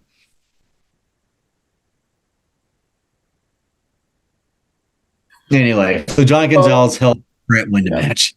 So how is it that the match ends without Jerry refunding everybody? It's a disqualification, I guess, or... Then we got Jerry Lawlor giving Owen Hart 4 pile drivers in a USWA title match.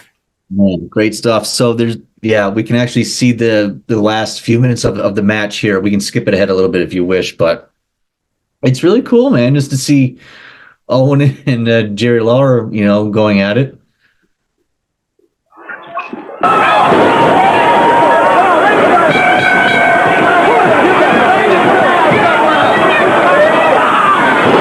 Him over there. Because Owen Hart jumped him before the start of the bell, came from the back of the Coliseum, around the other way, opposite of the dressing room. Oh boy. Hart with a series of uppercuts on Lawlor. Another away on the key. Right on from Hart.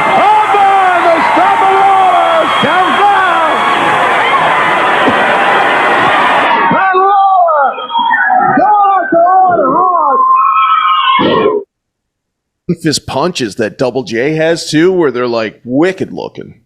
Wicked looking, yeah. The king another away on the rocket. Owen Hart and Lawlor. Boy, looking for Hardy there. Hart says all of a sudden, hey, let's be friends. Sticks his hand out. Oh yeah, Lawlor grabs his hand, touch him up. Hardy falls off Owen Hart. Lawlor falls off him in 7:29, and Hart will retain, oh boy, the unified world title if he's able to walk out of here with it, because Lawlor is going to work on Hart. Oh boy.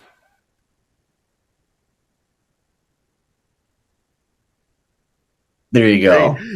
Owen is gassing out Jerry by making him do this. Yeah, he is. All right, and now finally, after all of this, we are going to the SummerSlam promo. What do we got here? Really have underestimated the Hitman. I guess you haven't been keeping up with exactly what the Hitman can do. You went and jumped me after the King of the Ring tournament, and you beat me like a dog. And then there's my brother Owen. You know what you did to my brother Owen? I'll never, ever forget. But the worst thing you could have done is drag my entire family in. That's something that really bugs me. That's a line that you should never have crossed, so I don't involve my family in my personal business. But you want to drag my family in? That's fine, because you've crossed the line, and I am going to take you in the SummerSlam, just like the kings of old. I will execute you, and I will chop your head off, and that'll be the last anybody ever hears of Jerry Lawlor. I mean, it's such an obvious thing. You should go execute you because I am the excellence of execution. Should have given that note.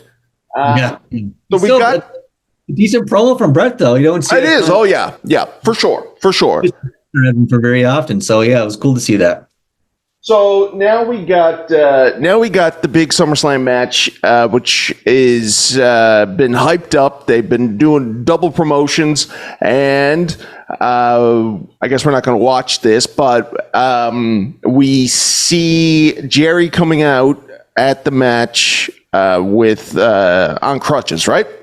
Yes, and he is so good here on the mic. I wish we could actually watch more of it. I actually couldn't find the video. I searched the internet forever. I couldn't find anything. But yeah, but he comes out and he's trashing the crowd. He's limping. He's on the crutches, and he says he's going to bring out his appointed court jester Doink. This is great stuff on the mic. I know it sounds ridiculous saying it out loud, but go back and watch it. It's funny fucking shit. It's good stuff. And it's heel Doink too, which everybody kind of agrees wasn't bad. It was pretty good. Heel Doink was pretty good. Heel Doink was awesome. Heel Doink comes out and he's got his pail bucket full of confetti. He throws on the fans, and then he goes to Owen and Keith and all of them, and he throws a bucket of water on them, and he gets Bruce, I think, right? Yeah, and they're fucking climbing over the barricade trying to get at Doink. It's great shit. This stuff is great storytelling. The match, not so much. The storytelling is off the charts.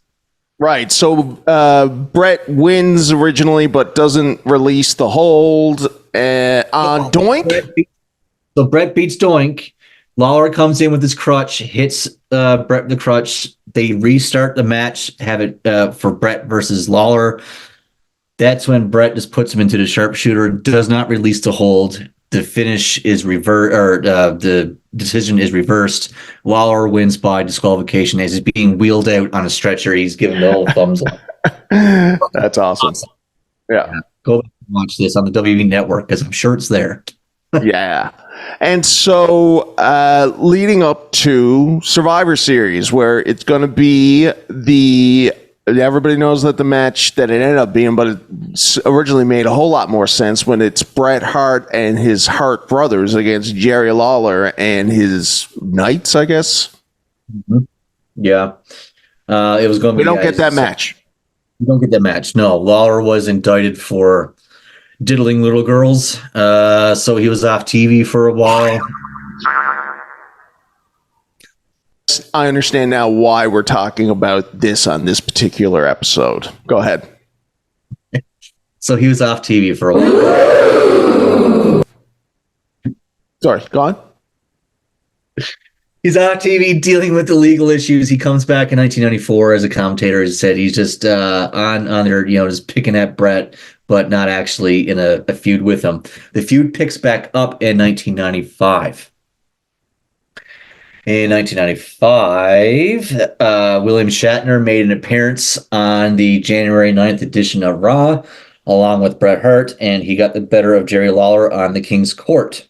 A month later, Bret Hart cost Jerry Lawler a battle royal by forcing Lawler to have both feet touch the ground as he was trying to hop around the floor on one foot. Okay, I remember that. That's pretty fun. Lawler began to drag Bret Hart's name in the mud in February of that year. Lawler called Bret a racist after Bret won the Wrestler of the Year award. Jerry believed that Bret won the award because the Japanese vote was not counted. This would lead to a feud with Hakushi. And if anybody remembers this amazing moment that made Hakushi, he takes Bret's head out of a bag. In one of those shocking moments of Raw in 1990. He opens up that burlap bag. Hakushi, we may have talked about it, but Hakushi was pretty awesome. Great. Oh, yeah. Yeah. Look at that. Wow. Great stuff. Good stuff. So after that, we would go into the In Your House in May. Bret would face both Hakushi and Jerry Lawler in the same night. I just want to show you some highlights from the Bret and Hakushi match because it's one of the better matches of that year. It's really good stuff. I can go back and watch this match any day too. Yeah, he was good. He had a good look. And Bret was working with some real bad programs at that point. Jean-Pierre Lafitte, the pirate and stolen jacket. Yeah. All that. Yeah, it was really bad. But at least Bret and Hakushi got the show out here and said one of the better matches of 1995. I mean, they're just going at it. Look at that. Yeah, he's awesome, man. I mean, his hits are great. Was he he was paired up with Cornette, was he? No, Hakushi? He had a Japanese. Oh, really? So there you go. Yeah, he wasn't ever going to be able to get to the main event then. You're going to break that glass ceiling if you can't speak to the American audience, unfortunately. Yeah. At that point, which, I mean, that almost to this day, right? Now we're talking about where's Okada going to go, and people are still saying you're not going to do as well in the WWE. And people had that worry about Nakamura. And they still kind of turned Nakamura's gimmick into him just being a Japanese guy. Right, yeah, exactly. Yeah. But, cool. So, yeah, that's at the first In Your House. And so he beats Hakushi and loses the Lawler, or, yeah? Yeah, he beats Hakushi. But then there was, actually, I can't remember how Bret lost the Lawler, but I think Hakushi interfered, and then it cost Bret the match. So after that, Bret is on a tirade.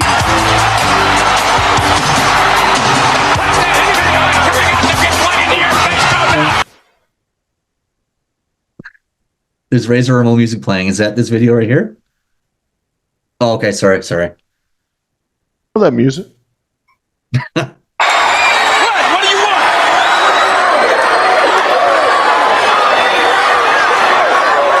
He's got no business being out here. I thought you would have seen enough of me by now, Hitman. Would you take a hike?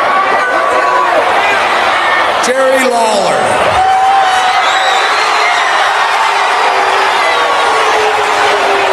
You know, I've been walking around all day, and I still can't get over. You know, I hate people that have excuses all the time. And I hate to have excuses, because I got to ask myself, how in the hell did I lose to you?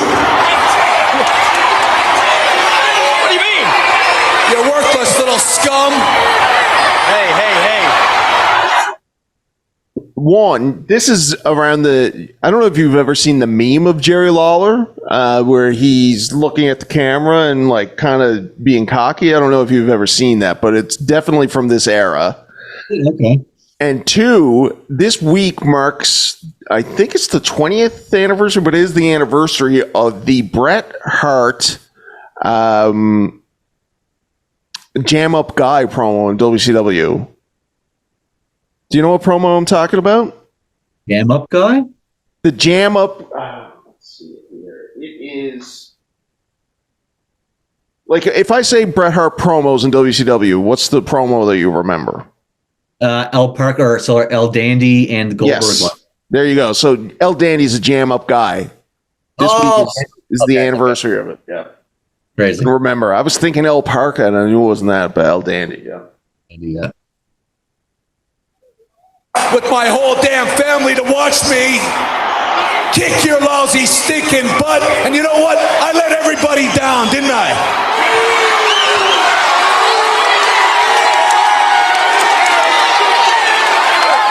You got beat. So you got me, Jerry Lawler. You got me right where you want me. You've humiliated me. You've trashed me. You've embarrassed me like I've never, ever in my whole life been embarrassed. And I just want to ask you one thing, one simple thing.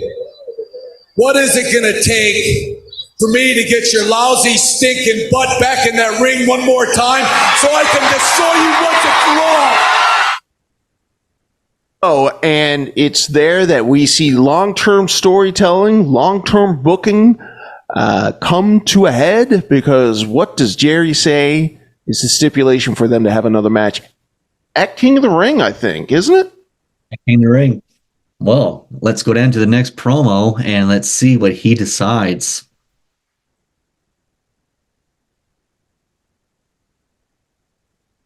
Yeah, this is it.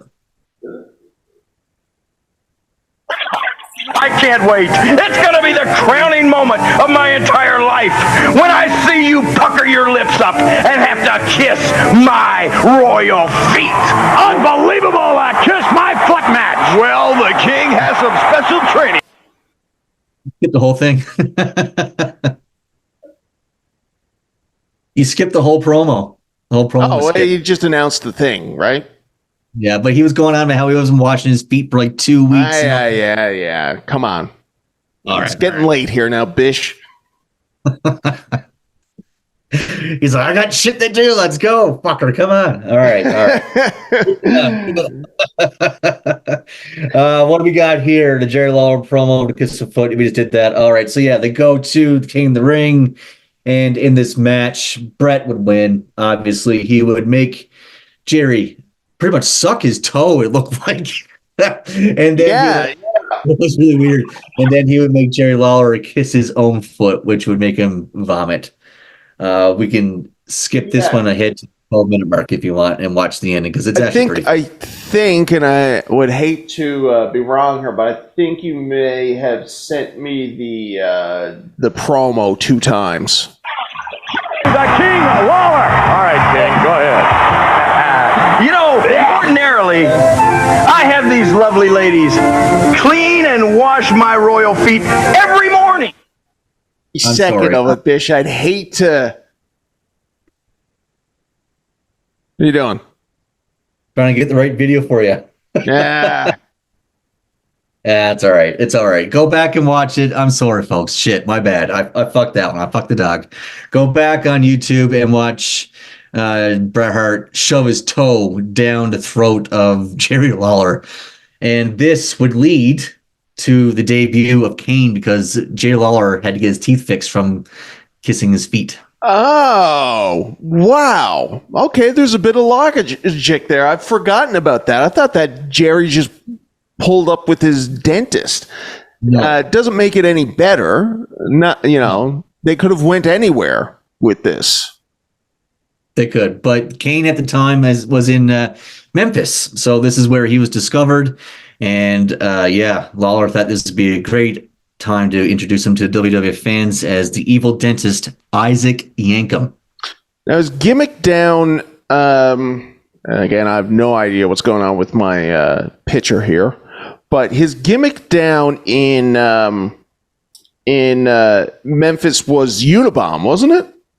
He had a bunch of gimmicks down there, but Unabomb was one of them, yes. Yeah. And this wouldn't even be the worst that Kane got before he became Kane. No, it's not, actually. DDS has promised me, once he saw what you did to me, that he is going to extract some revenge himself. Because you see, Bret Hart, before he became the world's greatest dentist, he was also the world's greatest wrestler under an assumed name. And now, after he saw... That's good. Under an assumed name. So sorry, I think I might have cut you off, but where does Glenn Jacobs go after this little program? As you may or may not know, Glenn Jacobs would end up being the fake Diesel in the fake Diesel and fake Razor Ramon storyline of 1996. Yeah, terrible stuff. But he would come back repackaged as the Monster Kane in 1997, and the rest is history. I'm going to listen to a promo here. I've never heard them. Me from getting at you? Well, you big tooth fairy, the next time you better bring along a guillotine, because nothing is going to stop me from knocking your dirty, rotten, stinking teeth out of your mouth the next time you step in the ring. You want to play dentist? Then let's play dentist, doctor. The Hitman is going to perform oral surgery on you with two of the most dangerous tools in the World Wrestling Federation today, my fists. You know, the last time we saw Bret the Hitman Hart, it was at SummerSlam. And he was hanging upside down with his tongue out and his eyes bulging out. He never looked better, had he? Do you still have a sore throat, Bret? Well, let me tell you something. I'll bet that you thought Isaac Yankem, DDS, was finished with you. You still have one more appointment with the dentist. And Isaac Yankem has promised me that he will extract the final revenge from Bret the Hitman Hart and pull that thorn out of my side once and for all. Won't you, Isaac? Bret Hart, I can't wait to sink my teeth into you. Brought him back beak, and you couldn't see his face. Perfect gimmick for Glenn Jacobs. Yeah. But yeah, they would end that feud in a steel cage match on Raw. Just shortly. Yankem and Bret? So who won at SummerSlam? No contest Bret, or? Yeah, I think it was no contest because Bret was tangled up in the ropes. He was being tangled up. His head was tangled up between the top and second ropes, and he was being choked out. Yeah. Lawler falling on his feet and stuff, and they were choking him out. So I think it was a shit job finish. And then the steel cage match happened on Raw where Bret would win, and that would effectively end the feud. Man. Wow. Great stuff. Great stuff. It's interesting that it went through this. It's one of the feuds that went through the transitional time of Hulk Hogan to New Generation, and it was like ended in the murky, goofy Isaac Yankem, Duke Drosy, Manitar sort of thing. Like, it just got too goofy. Really, like, even with Hakushi, it's like you're going good and it's all realism, and then the Kiss My Foot match, sure, and then just a complete dive. Yeah, but that 1993, man, that was some good shit, huh? Like, we need to go down this Memphis USWA rabbit hole some more in the future because it's so interesting. I found a cage match between Macho Man and Jerry Lawler when Macho Man was a heel and stuff like that. So, I mean, there's so much interesting stuff that I've never seen before that I'm just all giddy about. Yeah, and I think that Vince is going was at that point, much like now, in a lot of legal trouble. He's being sued by the government, and he had brought in Jerry Jarrett, right? And he was going to take over booking if Vince went to jail. So I'd imagine that has something to do with why we're seeing so much Memphis on WWE TV. Yeah. I guess if Jerry's going to do Vince a big favor and scratch his back, then Vince better scratch their back as well. Yeah. And I imagine attendance for the shows are probably at an all-time high for Memphis. Soon. For sure. Gave Jerry another run, his last significant run, I guess, before he would go on to being goofy, horny, pervert Jerry Lawler commentator. Yeah. So there you go. So we've covered more than Jerry Lawler has deserved, actually, on this show. So we did the Andy Kaufman, one of our lowest rated podcasts ever, and now we've done this. So let's hope that we get a little bit better response from Jerry. Touched on Jerry and Terry Funk that one time too in Terry Funk's episode. Yeah, that's right. And we will probably go back to Memphis again, like you said. Good stuff. Bish. Thanks. Learned a lot. It's a good episode. It is. Always a great episode. Thank you, BWF Nation, for joining us once again. Our audience is awesome these days. 3 of the last 4 episodes, we've reached over 1,000 views. Things are just going great. Thank you, everybody, for joining us each and every week. Glad you like what you see and you keep coming back. Next week, we're going to have an interview with independent wrestler, the Canadian Goose from here in Alberta, my wife's personal favorite independent wrestler. Nice. Yeah. Can't wait for that. That's awesome. Great. Looking forward to it. Bish, have you come up with a sign-off thing yet or anything? Oh, god damn, that's a good idea. We should have a sign-off thing. Nope.